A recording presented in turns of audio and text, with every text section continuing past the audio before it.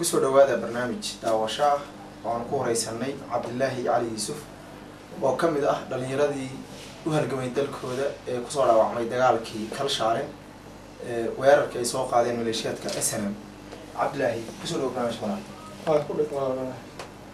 سدات هاي هذا عفات كذا إنه جوهرن يحارة دار.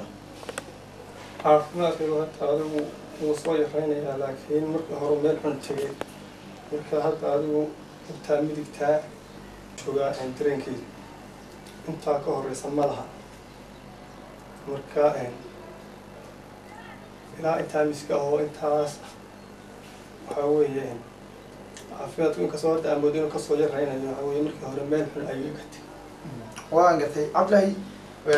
هذه الشيء سيدا أتمد نيروبي حالات ما دوي ما داي وحمس كابدلين سيدي وهراء قليتان وادي كلاي وحمس كابدلين حالات هذه مسوس كسيدون. هذا يسبدل وجهه لكن يسبدل وينه هذا السيدا أصيبورا ما تشيله. وأنا قلت جودهان مركان كاور استطرين كاجا بلا كهر عفاد غلط هاي ورنتي لحد كيسو وليه هاي سيد درين كاجا نورلد يهدر حالة هذا سيد ورقتها ما نين سيد بدري مسادرته. درين كاجا ورثة مرة ومحرمان أو تهوي وحني قاعدين وحيله يقدر أيوها كأنه تأكد يقول درين كاجا مرة محرمان. إلى ألو إلى هذا. سيد ورقتها نبر كانوا نبر حبتر كوسو قاعد بورقتها مثل نبر maxay ii sheegeen adigu laga gardaraa ama adigu gadar ku socotay markaad qiimeysay dhalinyaro badan baa maxay tisaas kala dhaawaca oo su'aalo badan isweydiin kara adigu ka cabdi ilaahay ahaan sidee arintaas u taqaansantay arintaas waa iska cadahay anigu arintan wuxuu noqday waxay ahayd dawlaan gardaraa oo nimanka leeyahay SNA Siinaaya ka marqaata ay nagu soo qadeen oo deegaanka iyaga iska joogna خضر حول رقتها أسكاء الشعب مركا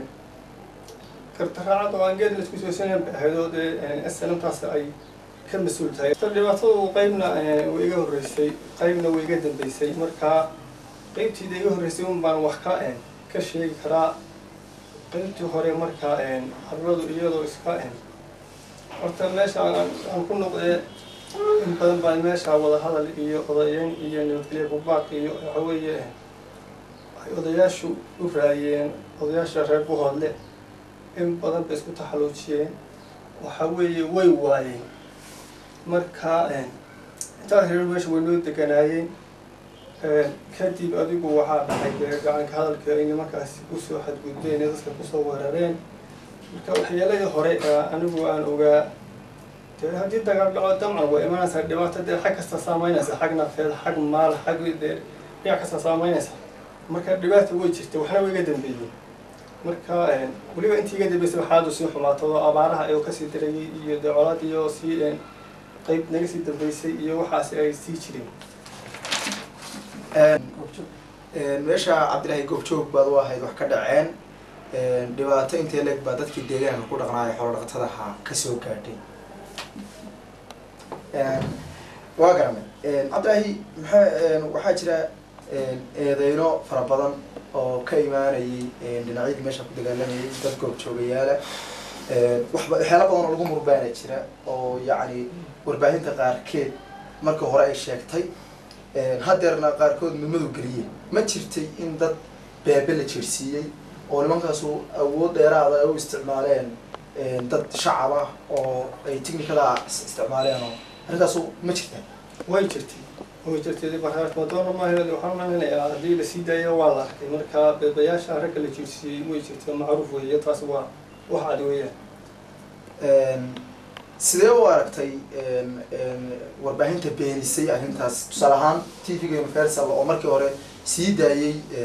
وربعين تاس أو صور حقيقة فيديو ستة صلوات وانا يديان كده بعد ذكر على سيدة دوان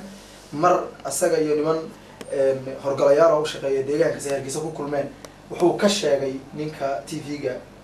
ملكيلها تي فيجا ينفرسا in arrintaasu ay ahayd arrin khalad ku dhacdo oo beena arrintaasu dareenkaaga seebay maxay ka tarjumi kartaa waxaan oran karaa ninka sidaa yidhi waxaan arki karaa nin waxaa jiri yahay xagga SNM-ta oo uu dhinac yahay uu dhinac yahay waxaanad leedahay wax xaqiiqa oo dhacay ayuu beeniyey ninkaas oo maxay dadka dhan markhaatimo doontahay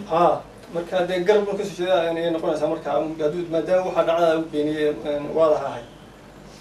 waa garanay cabdilaahi hadeerto adigu difaaca dalkaaga wax kuu soo gaadheen sida runtaa meesha aad ku dhaawacantay aad noo sheegtay waa deegaan buuhooda 20 kilomitr u jira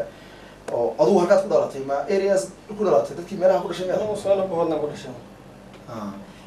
waa garanay sidee reer iyo xaas baad lahayd reerkaagii iyo xaaskaagii seebadaad uga warqabtaa maadaama adoo custaan ku jirto halkan aad joogto seebay arrintaas ku bal halkaa xognays adigu waa laga war helaa dhulka dee isgaarsiin baa taalo oo xaafadda lafteeda xitaa ahayn dee isgaarsiin taala mobeelada marka adigu warkooda waxaa weeye hadduu maaliga maqlaa maalin labaad waan helaa kan warkooda kama madhin ugu dambeyntii haddaan soo gabagabayno barnaamijka xalka deegaanadaas sidee baad u aragtaa ka jira colaadeed sidee lagu xalili karaa bay kula tahay ugu fiican oo labada dhinac baad isleedahay danbaa ugu jirta waxaa lagu xalili karaa kulli aniga aragtideeda horta laba nin dee markay isdisho dee midun baa saali doona marka iminka dhulkan dee weerarka lagu soo qaaday ee godadka laga qoday duulaanka mid ciidan sheeganaya mid shacab sheeganaya inuu ismidun baan u arag ila ahaayeenbe meesha ay kusoo qaadeen waxaa weeye dee meel aanu leenahay oo deegaan bahooda ka tirsan oo aan mar raba ayan raad iyo ruux doona iyaga aan usoo gelin marka dee dadka intaas oo ay noo nabadgeliyaan unbaa xalku un yahay bay ila taani ugu dambeyntii maxaad ugu baaqi lahayd bulshada deegaanada Sool Sanaag iyo Cayn ee aad kasoo jeedo difaacooda ay dhibaatadaas intaa leegaad lixaadkaaga kuweeda ay kuu soo gaadheen kuwa gudaha iyo kuwa dibadda baa aynu kala saarno adoo kuwa gudaha horeysiinaya ee difaaca ku jira iyo kuwa dibaddana ku xijinaya oo saa u kala qaadaya maxaad ugu baaqi lahayd labada qol labada qol horta Sool iyo Sanaag iyo Cayn waxa weeye Cayn dee imika lama haysto waa madaxa bannaan tahay Sool waa la haystaa iyo wixii uu dee kasii xiga xaggaas maxay ahayd Sanaag marka waxaan kula talinayaa dadka dee dhulka ay joogaan la haystay in ay dee iska kiciyaan cadowga haysta guryahooda iyo maatadooda iyo dee say doonaan ka yeeleen iska kiciyaan baan kula talin lahaa kuwa dibaddana waxaad iyagana odhan lahayd inay taageeraan waxay dhulka cadowga haysto Cayn maxaa ahaa Sool Sanaag dhulka cadowga haysto dadkii shacabkii maalinkaas ku gabagabeynaya inay ka qayb qaataan sidii uga xoreyn lahaayeen baa ina kula talin marka cabdilaahi hadalka wuxuu dhacayaa shacabka Sool ha ku daydeen shacabka Cayn oo nimankan shacab ah ka adag hal iska celi damcan waa mahadsantahay cabdilaahi waa sidaas iyo kulanti dambe insha Allah taala waa Suleymaan Xaashi Dheere oo idila intaynu isku arki doono barnaamijka oo kala sidaas nabadgeliyo xagga farsamada waxaan mahad celinayaa Cabdi Fataax Yare oo iga caawinayay